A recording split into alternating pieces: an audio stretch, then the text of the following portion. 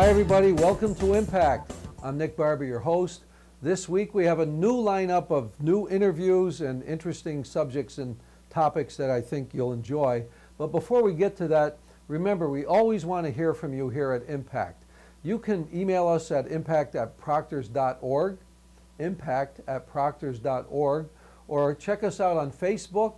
Go to Impact Show on Facebook and let us know what you think. If you have any suggested guests, any comments, any complaints, we want to hear from you. So our first interview will be by Philip Morris, our host for the art segment.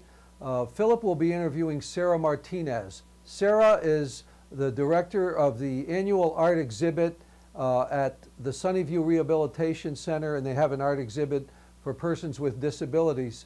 Sarah is an artist in her own right, and I think this will be very interesting, so let's watch. Sarah Martinez with Philip Morris.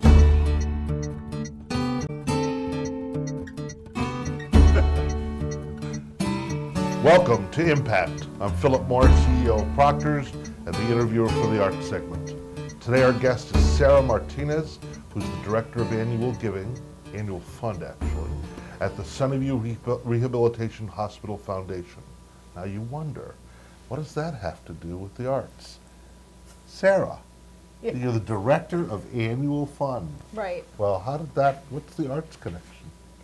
Well, I do have a background in arts administration, and maybe I should start backwards. Before I was the director of annual fund at Sunnyview, I was their art consultant. Believe it or not, Sunnyview has a brilliant art collection by artists from all around the world with disabilities. And so they hired me as an art consultant to help manage that process. We actually have an annual event that we hold every year called Art for the View. And so they took me on to manage that process as well. Talk about that some more, because it's a fabulous exhibit. Yes, what we do is we have an international call to artists with disabilities and from all around the world, and we select, it's a juried process. This year we have Jim Richard Wilson from the Opelka Gallery and Jean Flanagan from St. Rose. Great. They're going to jury the process, and we pick about 50 pieces, and we're really hoping that we expand it to all over the region, all over New York, all over America, all over the world. So it's expanding and growing. This year? It's actually going to be at the hospital, believe it or not. We thought, when we met with the caterers, they felt that it would be a good idea to have a holistic approach and bring people into the hospital to find out more about our mission and what we do. And how large is the collection? Because it's from purchases from every year of the exhibits, right? It's up to 100 pieces, and we acquire roughly 3 to 10 pieces every year, and so over the years it's grown. This is our 10th year. It's great. It's just fabulous. Thank you. So, but you came here from before the Albany Center Gallery. Yes, and before that I was the executive director of Albany Center Gallery. It's a small nonprofit organization with a really strong reputation, and at the time we exhibited artists from all over the region, and I worked there for 7 years. So what's the thing you're most proud of from that? Well, we were in a really small space in the Albany Public Library, and we really got lost. People who came to the gallery oftentimes were actually lost within the library and needed to find their way out, and they would just come into the gallery. And so we were in a really hidden space within that library system. And so I feel most proud about bringing people out of that space and to a really nice location in downtown Albany. So it's in a really beautiful place. What do you think of the art scene, the visual art scene in the Capital Region? It's very rich. It's amazing the talent here. We have a lot of longtime people that have been here, that moved here late 60s, early 70s, that are anchors to our region. And we have a lot of young, hip people that are coming and moving here. It's just wide as can be. It's amazing. So where would someone find this hip scene?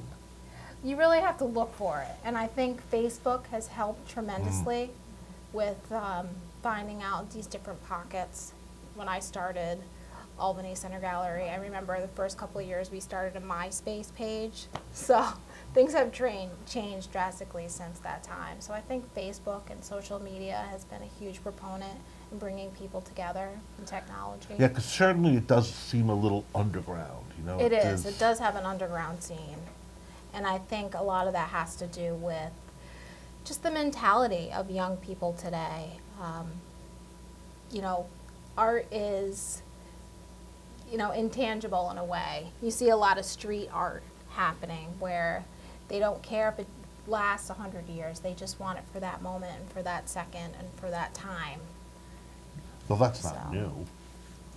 That's true, but it's more pervasive now than it's been in the past, I think. Oh, you do? Okay.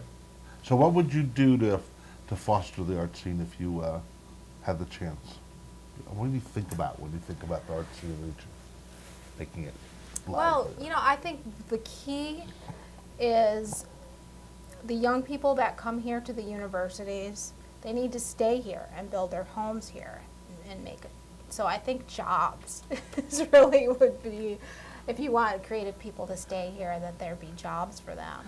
Though yesterday we learned that we are ranked 4th in the whole country for job opportunities. Right. And I think that's probably true if you have an engineering degree. Ah, yeah, I forgot about that. You know, nano art. Right. But so that's, I think, a warped sense of really what's going on here. But I am proud of that, and I think that's exciting. And I'm certainly going to, you know, cultivate my own daughter to think about engineering as a field to possibly go into for the future. So that is the way things seem to be headed. So how do we create work for artists' jobs? How do we do that? Well, I went to art school, and now I have a job in a hospital, and you know, and it's an administration job. So I think that creative people find ways, and I think that the normal sector needs to understand. I don't know how else to describe it. We do have gifts and talents. If you think about artists, they create something out of nothing. They make things happen. They're very resourceful, and I think that an artist is very capable of doing all types of jobs. So, is there a shift in what an employer needs to consider? I think so. I think employers, people that do have the power, who are leaders, need to recognize artists as strength to the community and think of things a little bit more holistically, or be more open-minded about things. Yes, I do think so. Yeah, I teach a class in public administration at Rockefeller, and the students are sometimes really surprised because I bring forward arts influences on all kinds of topics like infrastructure. Most people don't think of water treatment facilities and the arts, but in fact, in Seattle, an artist helped influence a water treatment facility that became a park. So rather than 8 concrete stinky tanks, suddenly it's a park that people want to have weddings at, but it's still the water treatment facility.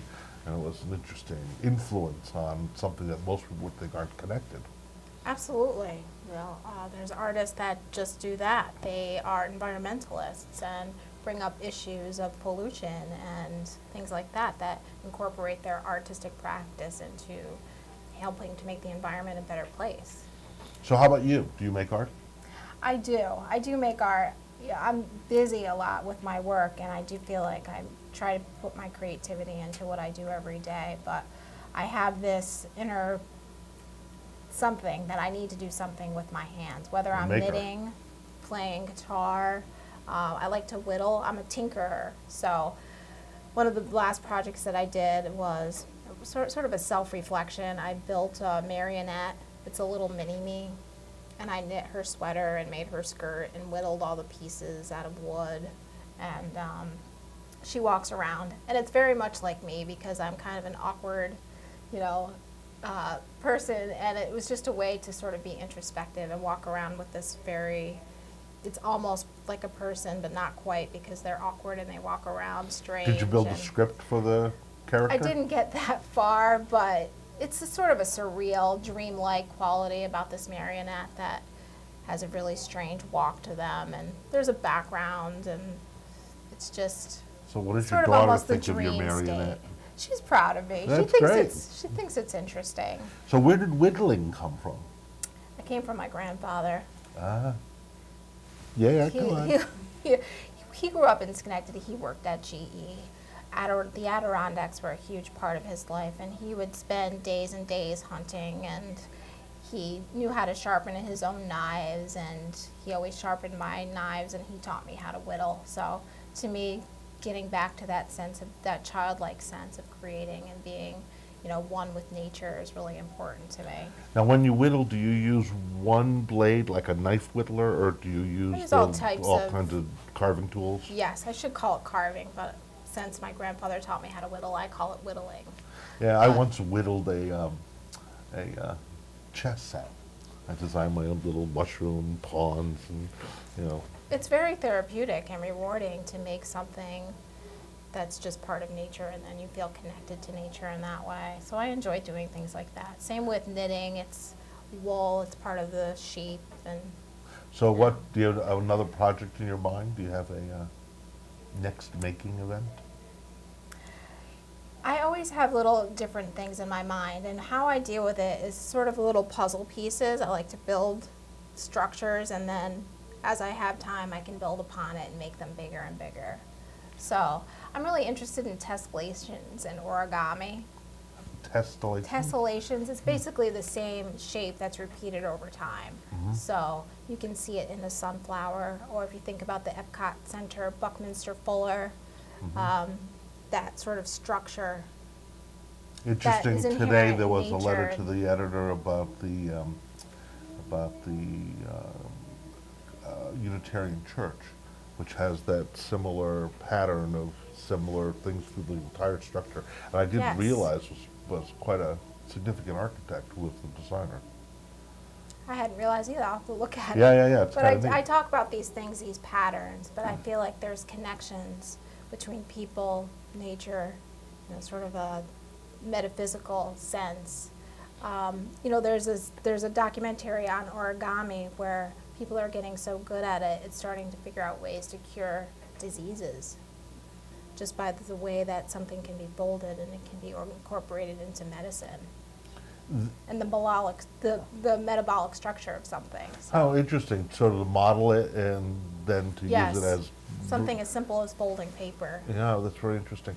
Someplace I once read that you can only fold a piece of paper 13 times or something like that, or is there That's some... hogwash. That's hogwash? I think so. Yeah, I once tried to figure it out and I couldn't do it, but I just had small sheets of paper. I figured if you had bigger pieces of paper, it might be easier.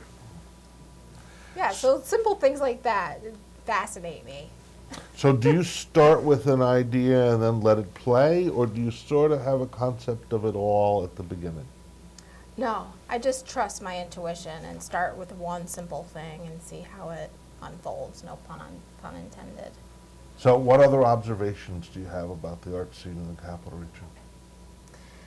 You know, when thinking about this, I reminded myself of an old article that was written in the Times-Union, and I think it's really true. It was speaking more about Albany, but I think it's true about the region. I've spent a lifetime here. I'm a Schenectady resident myself. My first time on Proctors was when I was in ballet, and I did my little recital here. So I think I have, you know, over 30 years of experience in this region in terms of the art scene and things that are happening. And I have noticed that, yes, there is a growth. It's very slow. And I compared it to a turtle. So I think things are moving along and growing. It just happens at a really slow pace. They all have that little pattern like to on see their it. back shell. Yes. It's right. And there's something about the turtle that's very wise They're and beautiful. solid. But you might not see it grow as quickly as you would like it. Sarah, thank you. Thank you very much. This is Philip Morris from Impact with our guest Sarah Marinez. Thank you very much for joining us.